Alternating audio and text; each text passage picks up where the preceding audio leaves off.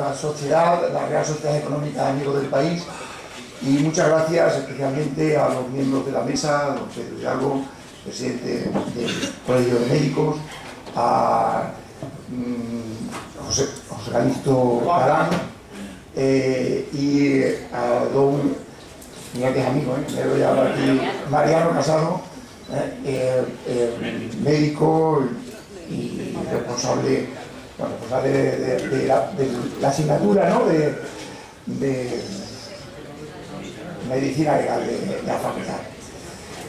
Cuando uno sube aquí a veces se le van las cosas que más domina o que más conoce, ¿no? Para aquellos especialmente que es la primera vez que se acercan a esta casa y a este aula o a esta sala, me va a permitir hacer una pequeña introducción o una presentación de esta casa que tiene ya 201 años de vida, ¿no? En el año 2016 hemos celebrado el bicentenario con un apretado calendario y agenda de actividades que, aunque podamos considerar que ha sido extraordinario, es bastante habitual en esta casa. Prácticamente pues todas las semanas pues tenemos actos que nos permiten aprender y fomentar, que es el lema de la Real Sociedad Económica de Amigos del País, Aprendiendo Fomenta. Hemos incluso editado el año pasado un libro que lo tienen, está aquí en la mesa de los ponentes, de los 200 años de actividad de la económica, en la que hay muchas cosas que han pasado en esta ciudad en los últimos 200 años, que ya han sido promovidas desde esta casa, como desde la facultad hoy de la educación, y entonces lo que fue la Escuela de Magisterio masculina y femenina en el siglo XIX, el Instituto de Enseñanza Media, la Escuela hoy de Ingeniería de Agrónomo, la Granja Escuela a principios del siglo XX, o lo que fue la Caja Badajoz.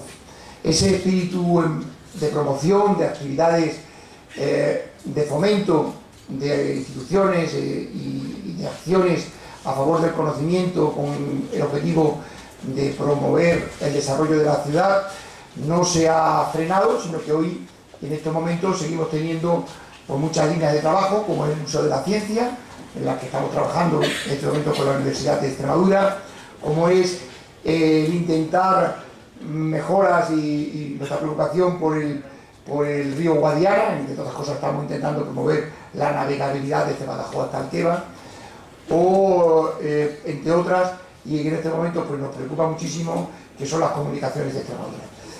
Incluso hemos tenido una junta directiva en la que vamos a continuar con un lema que estamos promoviendo, Extremadura Tren Digno en 2017 al 2020, que intentamos que sea un clamor de la sociedad y además de hacer las acciones que tengamos que hacer y donde haya que hacerlas para que podamos tener los mismos derechos que el resto de los españoles y poder conectarnos a las redes del siglo XXI, a las redes de comunicaciones, de conocimiento, de digitales del siglo XXI. Y también pues invitamos a todos ustedes a que se sumen y no nos conformemos con estar aislados, en el que sin duda probablemente sea la mayor causa del atraso o del aislamiento que tiene esta tierra. Y por tanto pedimos, ¿no?, que desgraciadamente esta sociedad va a estar trabajando en esta línea. No es extraño en esta casa la presencia de médicos y de juristas. En el libro de los 200 años, en la última página, pues aparecen los 2000 socios que ha tenido esta casa desde el nacimiento en 1816, y aparecen en muchísimas ocasiones un gran número de médicos que tuvieron una gran presencia en la ciudad, en la vida intelectual, no solamente social o asistencial, sino también en la vida intelectual y las inquietudes de la ciudad. Por lo tanto, es un honor pues, tener hoy aquí un acto con juristas y médicos y hablando de la vida y de la muerte, ¿no?, que al fin y al cabo es lo mismo, son dos fases, es una transición de fases del cuerpo. Y entonces pues, reitero la agradecimiento a todos y el que nos conozcan y continúen en estas acciones. Me imagino que muchos son alumnos y por tanto pues, vienen un poco motivados porque está aquí su profesor, pero que en esta casa permanentemente a lo largo del año hay multitud de actividades. Muchas gracias a los ponentes y a los asistentes.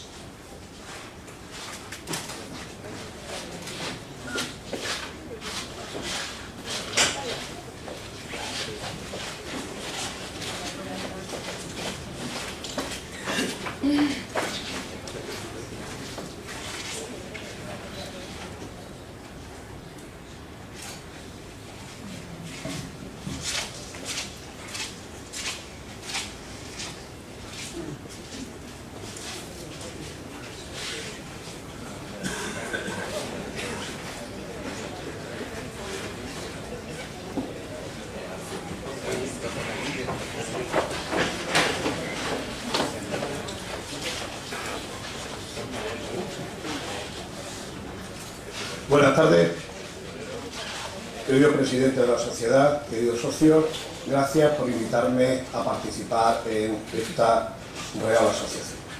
Gracias por darme la oportunidad nuevamente de estar hablando de vida. Quiero agradecer también la presencia de medallas del Colegio de Médicos de Badajoz, el doctor Víctor Guerrero Cabanillas, y ahí al fondo también mi querido amigo, gracias por acompañarnos. Gracias por acompañarnos. Gracias por estar en la Junta Directiva del Colegio de Médicos, amigos, colegas, vicepresidentes y estudiantes de medicina. Le decía que venía a hablar de vida y nunca mejor dicho, ahora que estamos hablando, se quiere hablar de una mal llamada muerte digna. La muerte es muerte. La muerte no es digna. Lo digno es la vida. Cuando se hablaba, ahora que tenemos propuestas o proposiciones de ley para hablar de la eutanasia, vamos a dejar algunos conceptos claros, que es lo que corresponde como introducción a un Premio Nacional de Derechos Sanitarios cuyos autores presentarán hoy el libro. Para presentar este libro, que fue calificado por todos como una novedad en el Congreso de Derecho Sanitario, tenemos al forense doctor Mariano Casado, profesor de legal, y al fiscal jefe de la audiencia, don Juan Calixto Galán Cáceres, querido amigo y compañero. Nosotros nos habíamos empeñado en hablar de vida a lo largo de hospitales de Badajoz y así llevábamos el año pasado, y fruto de aquella inquietud salió esa manera de decir, vamos a elaborar un libro con las instrucciones previas o últimas voluntades. Eso hablaban de nuestros queridos acompañantes. Y ahí, siendo el responsable del premio Romay Beccaria, en la Real Academia de Medicina, se le otorgaba, estamos todos orgullosos, el 30 de marzo del pasado año. Se presentó en el Colegio de Médicos de Badajoz y, como le decía, vamos a hablar de vida sabiendo dónde está la muerte y ayudando al bien morir. Les voy a confesar una cosa. Soy católico. Creo en la resurrección de los muertos, pero tengo mucho miedo a morir. Pero más que miedo a morirme, tengo miedo a sufrir. Mucho miedo a sufrir. Y no quiero sufrir. De ahí que mi hija, que anda ahora como R4 de familia, tratando y buceando en cuidados paliativos, me dice, no se debería sufrir con los medios que tenemos a nuestro alcance si los médicos y la administración sanitaria influyéramos cada día más. Porque hablamos de muerte digna, de suicidio asistido, de eutanasia, sedación paliativa, y todos tenemos una idea que a veces no sabemos transmitir, excepto 4 contertulios en radio o en televisión que tratan de difuminar a veces la raíz, la base de todo lo que ello entraña. Para nosotros la muerte digna, o el suicidio asistido o la eutanasia, no van juntas. Porque, como les decía, la muerte digna es muerte. Aunque quiera ser un equivalente de eutanasia, que significaría la buena muerte. Pero no es, lógicamente, esa muerte digna, no es equivalente porque la eutanasia no es una muerte, o sí, bajo petición o bajo demanda. En ese conflicto hablamos de suicidio asistido porque proporciona, lógicamente, los medios necesarios. Yo, médico, te los proporciono para el suicidio. Y el paciente ahí es el que voluntariamente termina con su vida. Ojo, estamos hablando de la propiedad de la vida, ¿verdad? De lo que tanto todavía tenemos que decir, que no es fácil. Cuando hablamos de eutanasia, esa buena muerte, son esas actuaciones que realmente producen que yo te lleve a la muerte intencionadamente. Se supone que es para que dejes de sufrir. Veremos si tú la pides o empezamos nosotros a establecer una serie de normas y no sabremos dónde pondremos las lindes a medida que vayamos encontrando motivos para irla aplicando. Dese cuenta que Holanda va a hacer tiene el estudio proposición de ley para sacar la eutanasia por cansancio vital. Estoy cansado de vivir, poco más o menos, vengo a solicitarte porque ya no quiero, ante un conflicto, ante una situación que considero irremediable, vengo a que ponga fin a mi vida. Ni más ni menos, con todas las variables de eutanasia o activa o pasiva que cualquiera de ustedes alcanza a concebir, nosotros queremos decir que sea directa o indirecta el tuétano de la medicina, no podemos aceptar la eutanasia, pero no dejar sufrir a los pacientes. ¿Qué hacemos al final en un momento terrible cuando llegan situaciones que llamamos incurables o que llamamos mal llamadas terminales? Por eso sí queremos hacer una bandera con la sedación paliativa y los cuidados paliativos. La sedación paliativa es la administración de fármacos cuando llega un momento que es imposible llegar a controlar síntomas que resultan de todo tipo o farmacológicamente refractarios al tratamiento. Queremos aliviar los síntomas. A veces no nos queda más remedio que para poder hacerlo tenemos que reducir la conciencia del paciente. Los cuidados paliativos que empezamos, Extremadura dio buena cuenta de ellos, a aplicarlos, realmente no llegamos a todos sitios donde tendríamos que llegar con cuidados paliativos, donde entra no solamente el cuidar al que sufre, sino a los que sufren. Ese charco de sufrimiento que es los últimos días en esa enfermedad terrible o próxima a la muerte, donde todos al chapotear nos vamos llenando del lodo del sufrimiento. Y no sabemos si sufrimos tanto nosotros como el que sufre o el que sufre de vernos sufrir. Esos cuidados paliativos que queremos hacer cómodos, no solamente en hospital, sino en domicilio. Pero los médicos no hemos hecho del todo bien. Los médicos empezamos en un momento dado a tener que argumentar en nuestro código deontológico el encarnizamiento terapéutico. Tenemos que saber hasta dónde se llega, dónde debemos de parar, dónde hay el fin de nuestra ciencia y el inicio del final de la vida y la llegada de la muerte. No es fácil. A veces el togado, poner la bata blanca al lado de la bata negra, nos hace ser cobardes. Y ante temerosos de una demanda o una denuncia, nos obstinamos en hacer pruebas y aplicar tratamientos, a veces con un uso más que compasivo, temeroso, a pacientes que lo que estamos haciendo realmente es una agonía interminable y a la que, lógicamente, no deberían de someterse, más por nuestro miedo, en una medicina defensiva, una medicina, como le decía, temerosa y una medicina cobarde. De ahí que la limitación del esfuerzo terapéutico, ojo, es, para analizarlo, no prolongar más allá de donde consideramos que no vamos a efectuar un tratamiento para conseguir mejorar, ojo, con pronóstico de vida al paciente. La obstinación, encarnizamiento terapéutico es como decía, el prolongar desproporcionadamente largo.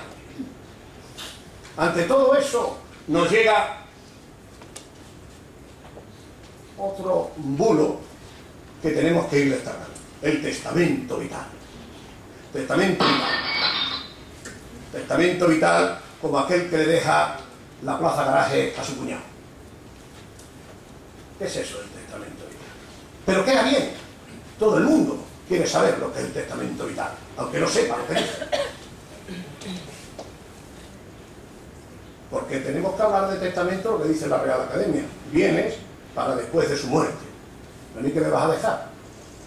Yo lo que quiero dejar es escrito, lo que quiero que se haga en mis últimos momentos, cuando temeroso como soy del dolor, alguien pueda tomar decisiones por mí.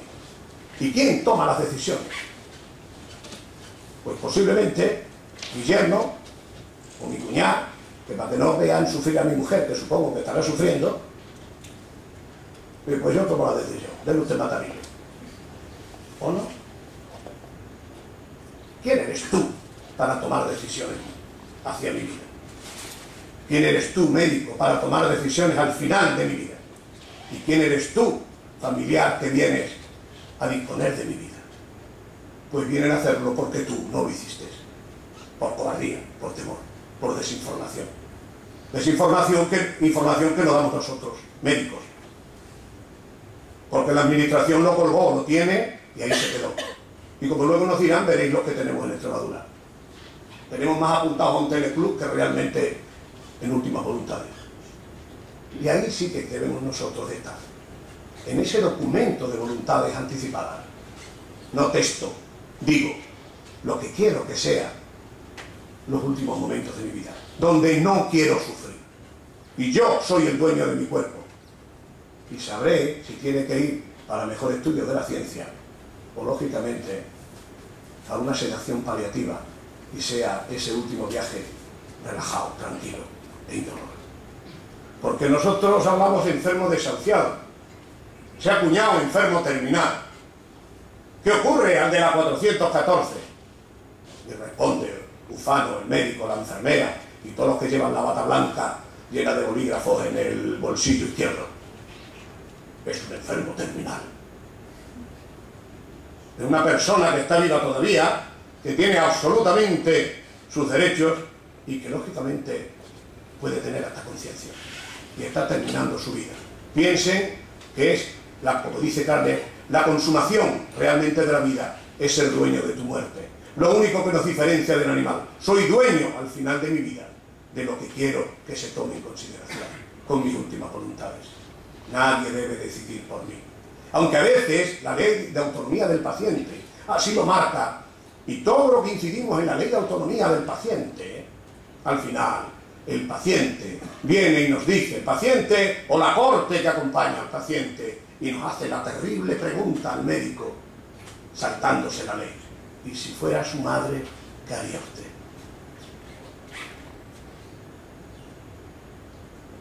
Cuando a veces pedimos que se le oculte la verdad al paciente, no se lo diga, que es muy miedoso. Tenga usted cuidado con lo que le va a decir a mi padre, que es muy miedoso. Y te lo voy a decir a ti. Porque el paciente es más listo. Te pregunta y va abriendo puertas y sabe la que no quiere que abras. Y no te pregunta a bocajarro, tengo cáncer más grande o más chico. Te va diciendo lo que quiere que le diga. Va adivinando. Y hay un momento donde cierra la puerta y no te hace ciertas preguntas. Lo va entendiendo. Nosotros hablamos de enfermo terminal. Imagínense de enfermo desahuciado. Que como ya el médico, todos los que hemos estudiado, la medicina basada en la evidencia, en la experiencia, en la ciencia, desahuciado. Y ahí precisamente, posiblemente sea el acto médico más importante. Que no sufra, que te ayude. Posiblemente quitar todo eso sería necesario para poder entender lo que es la atención médica al final de la vida. Persona enferma con atención médica al final de la vida, tenga la edad que tenga. Por eso, las palabras claves a la hora de presentar el libro del fiscal y del médico legista sería planificar qué va a pasar, registrarlo, con un consentimiento informado donde se me informe para consentirlo y testarlo, donde yo voy a hacerlo, pero con voluntades anticipadas, sin dejarme la plaza de garaje a nadie. Esas serían las palabras clave. Dejar mis instrucciones una vez que yo he sido informado, con esa, lógicamente, voluntades anticipadas, mis voluntades. Pero como España son 17 autonomías y 2 ciudades autónomas, en un sitio se llaman voluntades anticipadas, en otro instrucciones previas y en otro testamento vital. Así que puedes testar en un lado, despedirte las últimas voluntades y despedirte en el siguiente, depende de dónde estés, querido amigo. Y por eso pedimos que en nuestro sistema JARA exista la pestaña, esté donde esté, si me pasa, donde me pase, qué quiero que se haga en mis últimos momentos. No lo voy a llevar colgado en una cadena ni en la cartera si tengo mis voluntades anticipadas. ¿Qué dicen los médicos a esto? Los médicos dicen eso, que tenemos que buscar siempre la curación cuando sea posible, pero la mayoría de las veces es manteniendo el bienestar. Aunque suponga, fíjense lo que decíamos nosotros hace años, el acortamiento de la vida. Nos hemos ido anticipando, que nadie nos venga a dar lecciones a nosotros de samaritanismo, cuando hemos venido los primeros en echarnos culpa de lo que no hicimos y en tratar de revelar lo que debemos hacer mejor. Por eso, el encarnizamiento terapéutico también está absolutamente para nosotros en nuestro código, exponible en nuestro código deontológico. Por eso, para nosotros, tampoco podemos buscar intencionadamente la muerte del paciente, aunque no lo pida. Por eso, el médico está obligado a explicar, a atender las peticiones cuando se expliquen así y se hayan registrado de últimas voluntades. Por eso, hablamos de que la sedación en la agonía es ética y científicamente correcta. Lógicamente, llegado a ese punto donde los síntomas refractarios son imposibles de controlar por otro método. No es ético un tratamiento excesivo ni el abandono del paciente porque es terminal o está desahuciado. Porque ahí precisamente está el gran médico y la gran parte de la medicina paliativa. ¿Qué hablaríamos de esto? Conceptos que todos nosotros, médicos y ciudadanos, teníamos que tener absolutamente claros, como sería morir con dignidad. Vive dignamente hasta el último día de tu vida. Por eso los cuidados paliativos, que no aceleren ni retrasen la muerte, pero que me permitan morir sin dolor, vivir sin dolor. Por eso hablamos de la adecuación del esfuerzo médico, no entrando en el encarnizamiento terapéutico. Por eso hablamos de que el abandono ante ningún caso, ni enfermo terminal ni desahuciado. Por eso entendemos que la eutanasia para nosotros es un suicidio médicamente asistido al que nos debemos negar ética y científicamente. Por eso el consentimiento informado es obligación nuestra para que algunos sepan absolutamente lo que van a hacer. Cuánto error cometemos cuando le damos el consentimiento informado al paciente y le decimos, como si fuera una gracia, yo que usted no lo leía, porque como lo lea no lo firma. Va a tomar una decisión tremendamente importante y para que firme, para que consienta, lo debe de informar. El libro que editó el Colegio de Médicos hace 2 años era no consentimiento informado, sino informar para consentir. Infórmale, pero para que lo entienda mi madre con 91 o mi mujer con 59 ahora que no me oye. No me oye la edad, digo. La planificación de los cuidados anticipados no es ni más ni menos lo que venimos a decir, el documento de instrucciones previas del que luego le hablaré. Terminando. Enfermedad incurable avanzada, donde sabemos que evoluciona hacia la muerte. Evolucionará hacia la muerte. Hablaremos de situación de la agonía, donde lógicamente los días, horas, donde la muerte está próxima y donde se acaba la vida, y donde el paciente tiene derecho a seguir viviendo con dignidad y sin dolor. El dolor nos acobarda, el dolor nos hace débiles, el dolor hace sufrir a nosotros y a los que nos quieren. Por eso hablaremos de síntomas refractarios como aquel tan maligno que no podemos controlar de ningún modo y tendremos que aplicar, como lo decía, la sedación paliativa. Por eso hablaremos de sedación paliativa y la apoyaremos y la facilitaremos, haciendo que esa disminución de conciencia sea el último tránsito de la vida, vida digna para una mejor muerte. Dicen los médicos a diario, no hay enfermedades sino enfermos. Dicen los médicos, curar a veces, paliar y consolar. Y a veces se nos olvida que precisamente debemos, ni más ni menos, que ayudar a bien morir. Por eso, hoy tengo que decir que rechazo y rechazaré la utilización de definiciones como paciente terminal. No aceptaré decir muerte digna y no aceptaré decir testamento vital. Hablaremos de medicina paliativa, que no adelanta ni retrasa la muerte, que no favorece la muerte, pero tampoco la dificulta, donde no mata, pero sí deja morir. Por eso hablamos que morir sin dolor es un deber del médico. una obligación de la administración sanitaria. Y créanme que una obligación, un derecho del paciente. Ninguna persona tendría que morir con dolor. Ninguna persona tendría que morir con dolor. Para nosotros, defender los cuidados paliativos, la obstinación terapéutica rechazada, rechazar la eutanasia y apoyar y mantener la autonomía del paciente, aunque con ello conllevemos a la sedación en la agonía. Por eso, para nosotros, los cuidados paliativos es la dignificación para dar vida, como decía, al final de la vida. Ni más ni menos. Venimos a hablaros de instrucciones previas en el libro que mis colegas han hecho para perderle miedo a dejar tus últimas voluntades, tus instrucciones, a quien va a tomar decisiones cuando tú no puedas, a quien va a tener que tomar las decisiones que tú dejas escritas, porque es tu derecho, a tomar decisiones que nadie debe de tomar por ti, a que te ayuden cuando tú ya no puedas decírselo. Para nosotros, ni más ni menos, los cuidados paliativos es hacer una gran medicina y dar vida al final de la vida. Muchas gracias.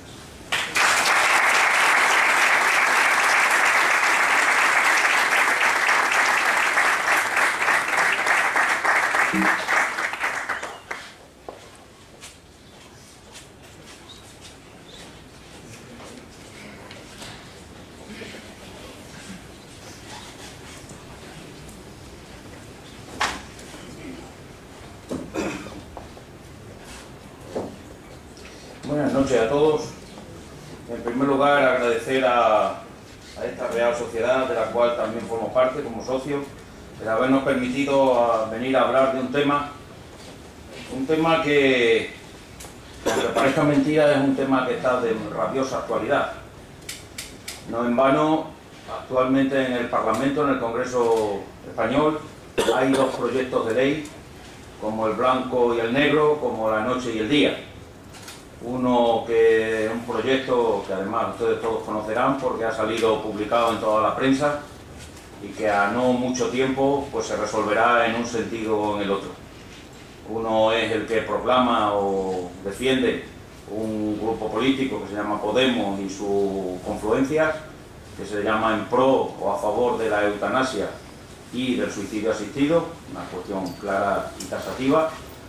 Y por otro lado, el proyecto de ley que ha presentado el grupo político de Ciudadanos, que parece que ya hay algún tipo de relación con otros partidos políticos y por lo cual es posible, es muy probable que salga adelante ese proyecto de ley con algunas matizaciones, que es el de la denominada muerte digna, así se denomina el proyecto, aunque posteriormente también habrá que discutir si ese verdaderamente es el enunciado de la ley o será otro.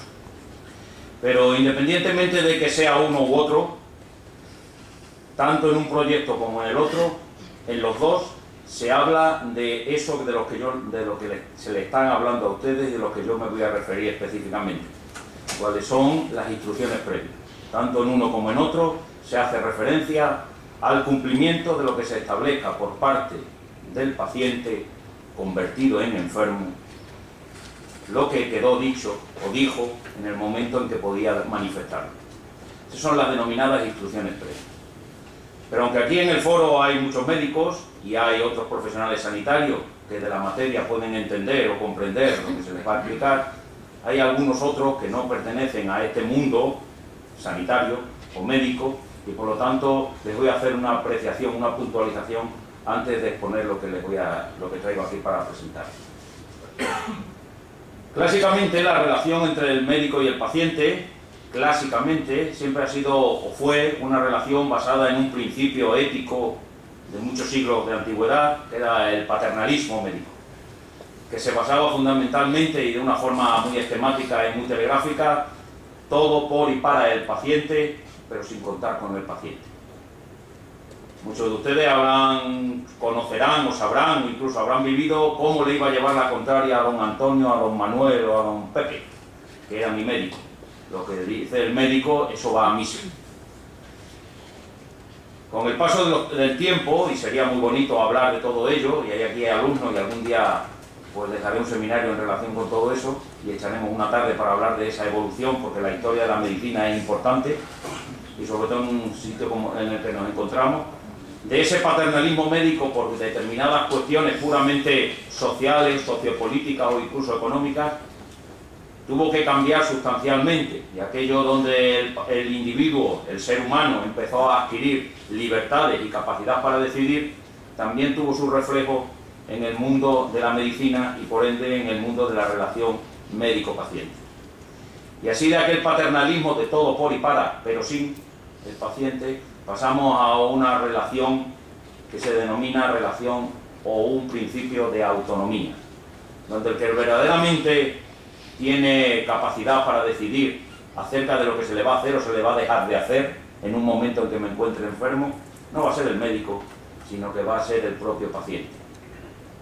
Y así como les decía el otro día a mis alumnos, tenemos que dejar de lado ese concepto de enfermo. Dentro del mundo médico no existen enfermos, y sobre todo en una conferencia como esta o en una reunión como esta, que estamos hablando desde el punto de vista médico-legal, donde el enfermo, ese que se llama enfermo, vocablo que como saben procede del latín infirmus, individuo sin firmeza, sin capacidad para decidir, pasamos a todo lo contrario.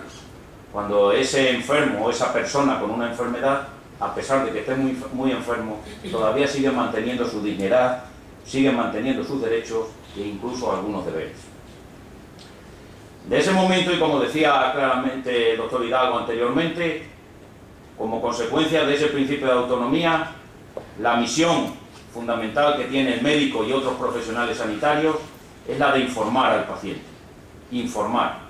No vamos a explicar aquí cómo hay que informar, cuándo, quién y dónde hay que informar. Pero lo fundamental hoy en la relación médico-paciente y basado en ese principio de autonomía es el de informar. Y una vez que me informes, yo podré consentir. Y yo podré consentir y decir sí o no, y dejar dicho en un documento, o dejar dicho de una determinada, o expresado de una determinada manera, bien verbal o por escrita, que quiero que se me haga, o quiero que no se me haga, o quiero lo que se me haga, o quiero que no se me haga algo que se me está proponiendo. En ese momento, y relacionado con esto, y como les decía al principio, el tema de las instrucciones previas, que lo van a oír, y seguramente que lo llevan oyendo hace varios meses, lo van a oír ustedes mucho más a partir de ahora. Es un tema que cuando, y luego hablaremos un poco del libro, cuando hace un año, más de un año y medio, nos propusimos concursar o presentarnos con un trabajo al Premio Nacional de Derecho Sanitario, pues nos propusimos hablar de un tema que fuese, yo no podía hablar de un tema clínico porque no me dedico a la clínica, no me dedico al mundo asistencial, sino que tenía que ser algo que como consecuencia de esa clínica tuviese un reflejo tanto desde el punto de vista médico como desde un punto de vista legal. Y por eso, conjuntamente con mi amigo, compañero y jefe, don Juan Calixto Galán, pues propusimos escribir acerca de las instrucciones previas. Fíjense, será importante que nos concedieron el Premio Nacional y concursaron unos cuantos premios y gente de cierta categoría intelectual, académica y docente. Y por supuesto, pues nosotros conseguimos traernos para nuestra tierra ese Premio Nacional, del cual nos sentimos orgullosos y queremos compartirlo con todos ustedes. Yo me gusta muchas veces decir, hacer preguntas o hacerme preguntas. Y como yo siempre digo, el hacerse preguntas no está mal, todo lo contrario.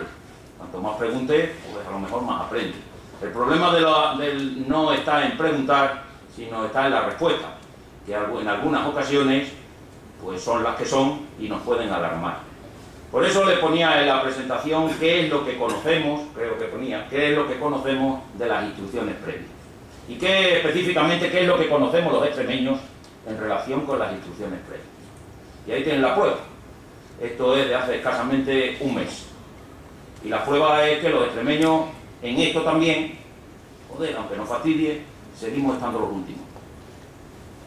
Y ya solamente basta con leer esto y con hacer esta charlilla para ver si podemos incitar a alguien para que en las próximas reuniones o en las próximas estadísticas no estemos los últimos o estemos más cerca del penúltimo.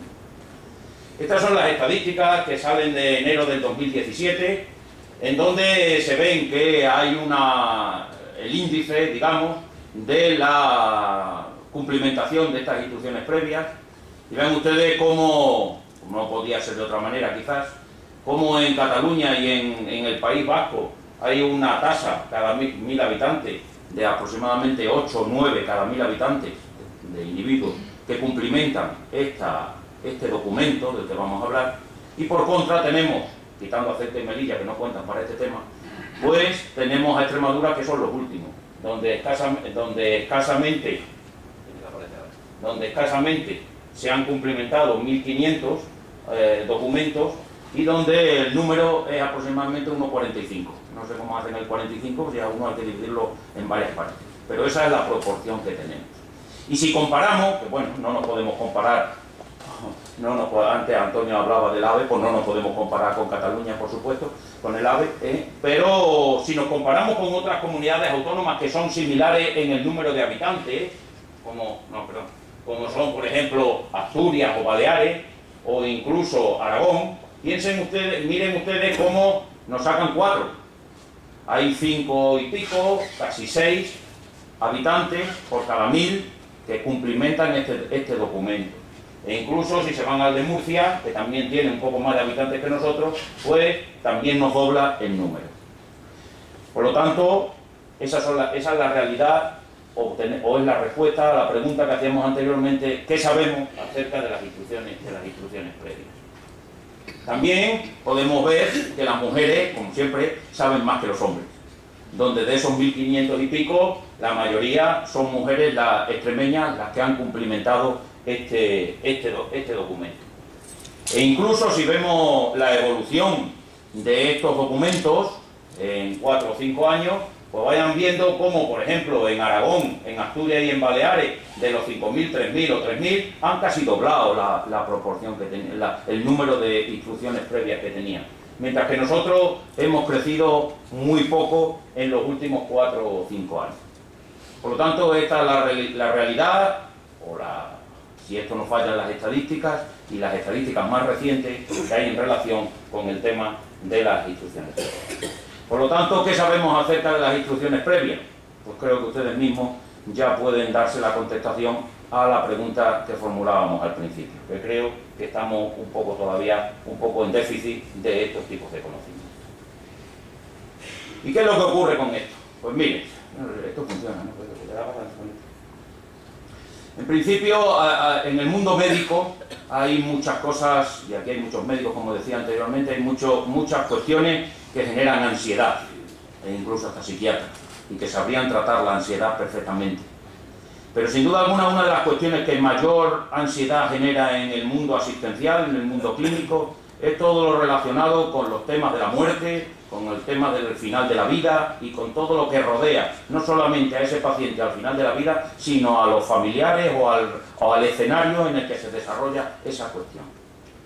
Quizás habría que reflexionar acerca de por qué ocurre eso y por qué hay esa realidad.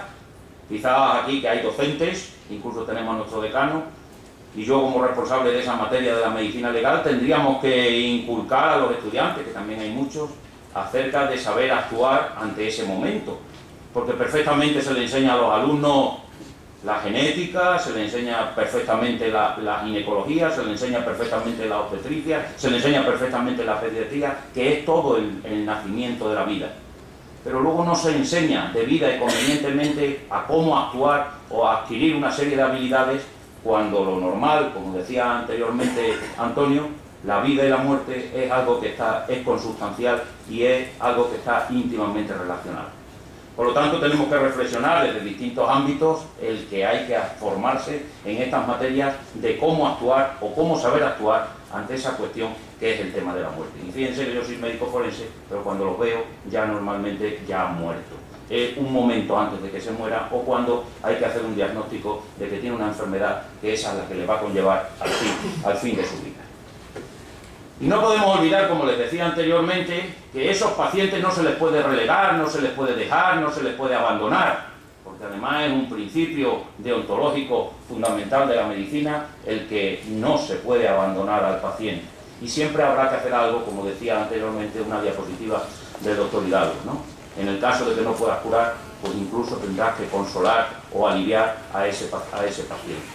Incluso, como les digo, a ese individuo todavía sigue manteniendo una serie de dignidades, una serie de derechos e incluso una serie de deberes. Y entonces, para tratar de solucionar esa libertad que tiene el paciente, que le viene inherente como ser humano que es, y por muchos principios, y por muchas normas, y por muchas leyes, hay que buscar una solución. Y para tratar de solucionar esto, pues aparecieron en su momento lo que se denomina las instrucciones previas. Esas instrucciones previas, complementando la diapositiva de don Pedro de anterior, tiene tres funciones fundamentales. La primera es que yo, como hombre libre y capaz, en este momento, y todos los que estamos aquí somos personas libres y capaces, podemos planificar nuestro futuro. Igual que decía don Pedro anteriormente, por la plaza de garaje, si se la voy a dejar a mi hijo, mi hija, a mi yerno o a mi suegra, puedo planificar también en el momento en que yo no tenga capacidad para decidir como consecuencia de una determinada enfermedad, que puede ser que no sea la que me lleve al final a la muerte, pero sí que sabemos actualmente, y lo vemos en las estadísticas, cómo hay trastornos cognitivos importantes, eso que se le denomina, o mal se le denomina Alzheimer, donde el individuo va perdiendo capacidades de cognición, capacidades de voluntad, donde el individuo al final no tiene ninguna capacidad para decidir y alguien tiene que decidir por él. Por lo tanto, a lo mejor, y puede ser que ese Alzheimer dure 1, 2, 7 o 10 años. Por lo tanto, cuando estamos hablando de instrucciones previas no nos estamos refiriendo, y luego hará alusión don Juan Calixto sobre otro tipo de materias, cuando el individuo está vivo y muy vivo. Sí, por lo tanto, no estamos haciendo alusión única y exclusivamente a cuando hay una enfermedad terminal o una enfermedad irreversible o un proceso irreversible y es inminente relativamente la muerte de ese paciente, sino que esto da pie a muchísimos otros tipos de cuestiones. En segundo lugar, la función que tiene es la de limitar. ¿Limitar qué? Limitar la actuación del médico y de los profesionales sanitarios. El médico y los profesionales sanitarios no podrán hacer algo a lo cual yo no quiero que se me haga.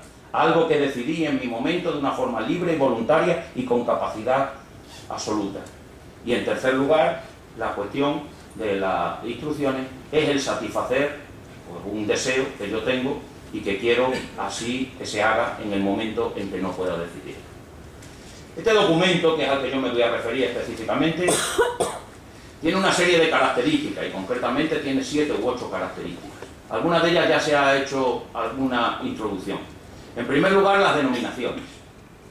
Se confunde, como decía don Pedro, el término de las instrucciones con el testamento vital y desde un punto de vista legal, jurídico y médico-legal no vale. El testamento vital es otra cosa. A mí me chirría ya, no sé qué es lo que me chirría, cuando oigo, sí, porque tiene el testamento vital. Y digo, madre mía, el testamento vital. El testamento vital no es esto. El testamento vital, porque la plaza de garaje que va a dejar don Pedro, y ya se la hemos dejado varias veces a alguien, la plaza de garaje va a hacer uso tú de la plaza de garaje cuando yo me muera. Pero aquí resulta que las instrucciones previas vamos a tener que cumplir lo que pone ese documento cuando tú todavía no estás muerto. Que te puedes morir o no morir, pero que estás, y básicamente es cuando has perdido tu autonomía para decidir sobre esta materia. Por lo tanto, como decía él, el término de testamento vital, por lo menos aquí hay 100 personas, pues creo que no vuelvan a nombrar el término de testamento vital cuando quieran hacer referencia al término de instrucciones previas o de voluntades anticipadas. El término ustedes se lo podrán encontrar con 2 denominaciones distintas que significa lo mismo. O bien se lo encontrarán como voluntades anticipadas o se lo encontrarán como instrucciones previas. Es lo mismo. Es lo mismo. Únicamente que la denominación de voluntades anticipadas o de instrucciones previas es el momento legislativo en el cual se promulgaron esas normas legislativas. Así, en el año 1997, en el denominado Convenio de Oviedo, puesto que se firmó en esa ciudad asturiana, aunque España ese documento no lo ratificó hasta 3 años después, en el año 2000, que es el documento sobre derechos humanos, de la biomedicina, etcétera, etcétera. Hay un artículo, que es el artículo 9, que habla de las voluntades anticipadas, que es necesario el término de las voluntades anticipadas. Pues bien, a partir de esa legislación, hubo determinadas comunidades autónomas que empezaron a legislar el tema sanitario relacionado con las voluntades anticipadas y, por tanto, esas comunidades autónomas que legislaron en ese sentido le pusieron el término de voluntades anticipadas. En el año 1986 se aprobó la famosísima Ley General de Sanidad, hoy casi toda abolida y solamente quedan en vigor una serie de cuestiones. Y se abolió y apareció otra ley. Y apareció otra ley porque en el año 97 había aparecido el Convenio de Oviedo y había que adaptar esa legislación a la materia sanitaria. Y entonces apareció la famosa Ley 41/2002, de 14 de noviembre, Ley Básica de Autonomía del Paciente y de Derechos y Deberes en materia de información clínica. Y en ese documento, en esa ley, perdón, en su artículo 11, se habla de instrucciones previas. Por lo tanto, todas las legislaciones autonómicas que aparecieron posterior al 2002 no tienen la denominación de voluntades anticipadas, sino que tienen la denominación de instrucciones previas. Por lo tanto, voluntades anticipadas e instrucciones previas es lo mismo, y lo que no es lo mismo es el testamento vital. Y ese documento de voluntades o de instrucciones, llamémoslo como lo llamemos, que es lo mismo, lo único que va a hacer reflejo es algo de lo que se hablaba también anteriormente, que no es más que reflejar un máximo del consentimiento informado. Usted me va a hacer a mí lo que yo quiera una vez que me haya informado. Todo esto, claro, no son cuestiones absolutas, sino que hay matices y limitaciones que no ha lugar ahora a explicarlo. Así, de esa manera, empiezan a aparecer las distintas legislaciones.